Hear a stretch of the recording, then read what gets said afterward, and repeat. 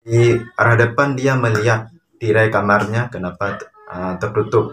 Dia di sini sudah merasa aneh, seperti ada orang yang masuk ke dalam rumahnya. Assalamualaikum warahmatullahi wabarakatuh.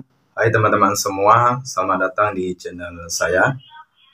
Di video kali ini saya akan membahas sebuah insiden yang terjadi pada tahun 2006. Tokoh utama dari insiden ini adalah seorang perempuan berusia 51 tahun. Dia berhasil melawan seorang pembunuh yang dibayar oleh suaminya sendiri. So, daripada penasaran dengan kisah selengkapnya, langsung saja kita masuk ke inti pembahasannya setelah pesan-pesan berikut ini.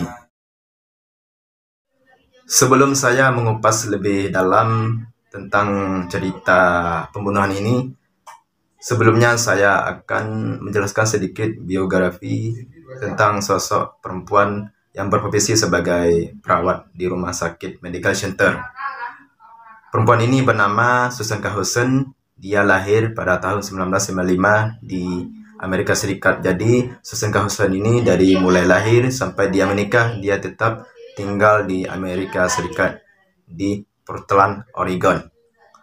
Cerita ini berawal di rumah sakit Medical Center di Providence. Saat itu Susan Cahuson baru saja menyelesaikan shift kerjanya pada sore harinya. Kemudian Susan Cahuson pun saat berjalan dia mampir pada sebuah salon. Dia di sana berbincang dengan pegawai di salon tersebut. Dia berkata kepada pegawai salon itu kalau dia ingin mewarnai rambut barunya karena dia sedang ada masalah dengan suaminya. Di awal tahun 2006 mereka bertengkar sampai si Susan Cahuson mengusir suaminya. Suami Susan Cahuson bernama Michael Cahuson. Michael Cahuson ini dikenal sosok suami yang jahat. Dia sering meminum keras sehingga dia sering memukul Susan Cahuson. Dari hal tersebutlah Susan Cahuson menjadi tidak bahagia hidup bersama Michael Cahuson. Setelah 1 jam kemudian Susan Cahuson pun pergi pulang ke rumahnya. Sampai di rumahnya dia langsung menuju ke belakang rumahnya, menuju gudangnya. Kemudian dia mengambil sebuah catatan, yang mana catatan tersebut adalah milik suaminya yang sudah berusia 17 tahun. Setelah itu Susan Cahuson pun masuk ke pintu belakangnya, kemudian dia masuk ke dapurnya, kemudian langsung berjalan ke pintu depannya, keluar dari rumahnya, kemudian dia sambil membolak-balikkan catatan tersebut. Dari arah depan dia melihat tirai kamarnya kenapa tertutup.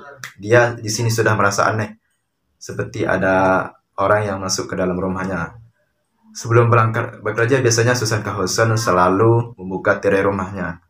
Tapi pada saat itu, di hari Rabu tersebut, tirai kamarnya tertutup. Di sini dia menjadi aneh, kayak ada orang yang masuk ke dalam kamarnya.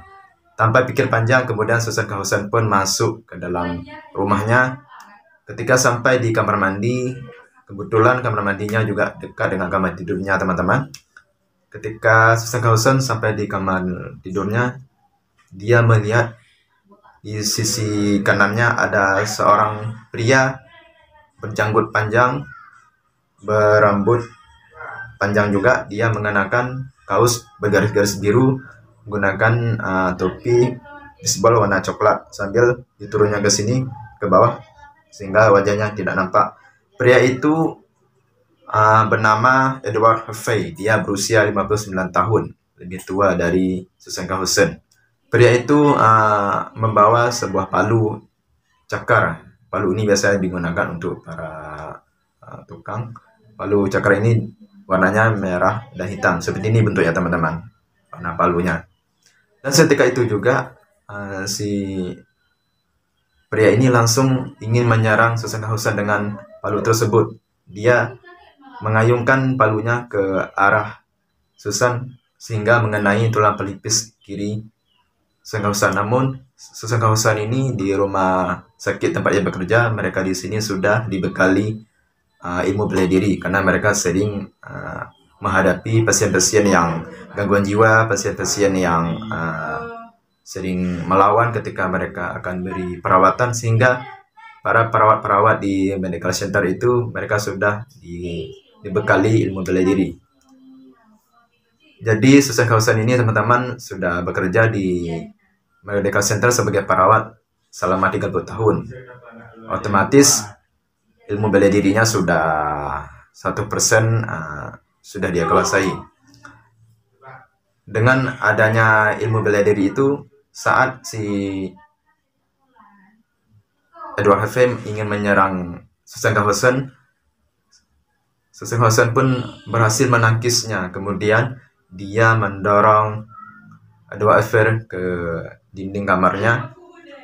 Kemudian dia mencoba meraih palu yang ada di tangan Edward Heffem. Kemudian dia memukul ke kepala Edward Heffem dalam 3 kali. Kemudian tangannya meraih kerongkongan pernapasan Edward Heffem. Dia kemudian mengatakan kepada Edward Heffem, "Siapa yang telah mengirimmu di sini?" Namun Edward Heffem tidak menanggapi pertanyaan dari Susan Kausen. Mendengar hal tersebut, Susan Kausen pun kemudian berlari ke depan dan berlari ke lorong-lorong rumahnya. Edward Heffem yang melihat tersebut, dia kemudian mengajar Susan Kausen. Sampainya di sana, Edward Heffem langsung memukul wajah Susan Kausen. Namun Susan Kausen dapat mendorongnya ke tanah. Kemudian disitulah terjadi pergulatan antara mereka berdua. Pergulatan tersebut terjadi 15 menit, teman-teman. Setelah itu Susan Kausen pun mendorong lagi si Edward Heffem ini, kemudian menguncinya serta mencekiknya sampai mati. Setelah itu Susan Kausen pun pergi ke rumah tetangganya bernama Ani untuk menyuruh menelpon polisi dengan nomor 9111. Pada malamnya pihak polisi pun baru datang ke rumah Susan.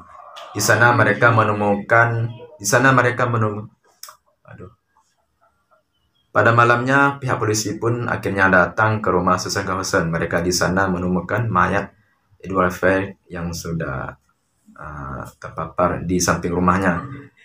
Di sana polisi menemukan sarung tangan karet warna kuning, kemudian ada sirup coklat Hershey, kemudian ada catatan yang bertulisan di situ, "Hubungi Meg," yang pastinya itu adalah suaminya Susan Kausen.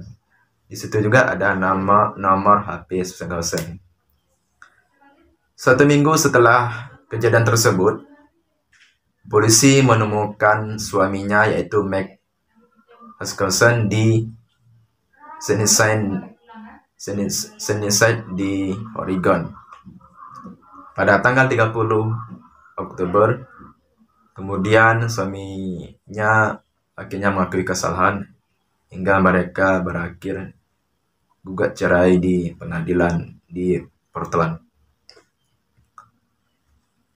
Dari tahun ke tahun akhirnya Susan Kausen dia bekerja sebagai seorang advokasi untuk korban-korban kejahatan.